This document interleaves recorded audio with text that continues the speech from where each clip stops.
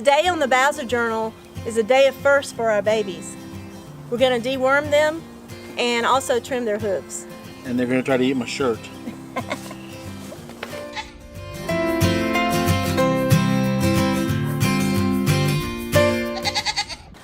Since we live in Florida, the parasite population is a lot, I guess, more dense? Yeah, more dense than some other areas of the country.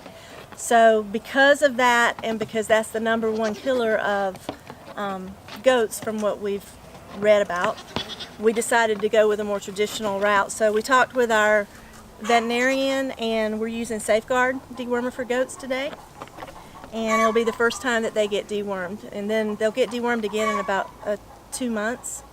I was also looking at Noelle's feet the other day, or hooves, and noticed that she needs just a little bit trimmed off because it's starting to wrap over the sole of her foot. So here we go. And the reason we have more parasites than a lot of the rest of the country is we have very few frost days, and frost and freezing temperatures, frozen grounds, what kills the insects and stuff. We don't have too many of them here in Florida. So. And we have a lot of rain. And we have a lot of rain. Although we did have some freezing temperatures recently, which is why we had the cold box that we did the video on earlier. So take a look at that. Yeah, make sure you watch that video. That's called the Polar Vortex Gardening in Florida. As you can tell, the polar vortex has now gone. Who wants to be first? Princess says, I want to be first. Okay, turn him this way. Princess says, I want to be first. I got you, buddy. I got you. I have a larger drencher that we'll be using on the bigger goats, but I decided just to use this tiny one with the babies right now. So we're going to give them 10 cc's today. And hopefully this will go okay and we won't get it all over everyone. I'm trying not to stay on the camera. I'm putting the tip in the corner of his mouth so that it goes back as far as it can, so he can't spit a whole lot of it out. What we're looking for on the hoof, we're going to turn it up and we can see the sole of the foot. It's a lighter color. Sometimes they're white. His are a little dirty, so I'm just going to use the tips of this to kind of scratch out some of the dirt and gunk that's on there so that it exposes the sole of the foot. I'm not digging into it, I'm just going across the top of it and along the ridge that's formed over. Then we're going to take the scissors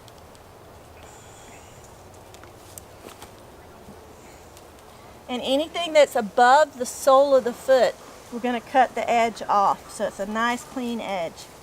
It's very important to do this for goats.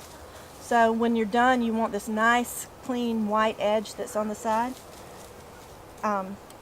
It's very important to do this for goats because if you don't, they'll walk on it weird and it can actually lead to lameness and cause them a lot of pain before that happens. So they're not that old, so there's not a whole lot to trim off on them, but we're going to go ahead and trim it. And you definitely want to get the ball back here needs to be flush. So you're going to snip that right off, but you don't want to snip down into the quick. It's a good idea to have some, there's a powder, I forget what it's called, but I'll put that in a link right down here, that you can get that if you do happen to get in the quick, you're able to stop the bleeding very quickly. We use it on our dogs when we trim their nails. Another trick with the babies, he's doing very well, but since birth we've been playing with their feet and picking this up like this and messing with his toes and everything. So he's used to us handling his feet. So the more used to things they are, the less stressed out they become. You see, he's perfectly happy just to sit here and be held and loved on by Chuck. It won't be this easy with our girls, with our does.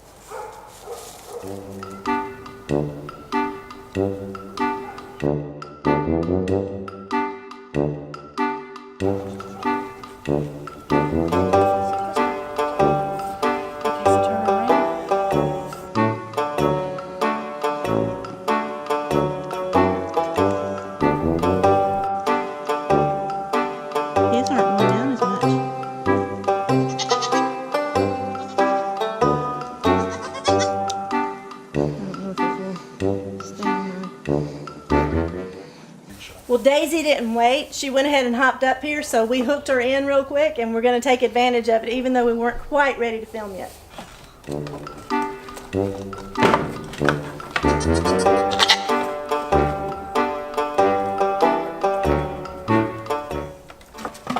Oh no, she knocked over the medicine. But we have enough for Chica left. One good tip is you probably want to keep the lid on in between. Theirs aren't quite as easy to film.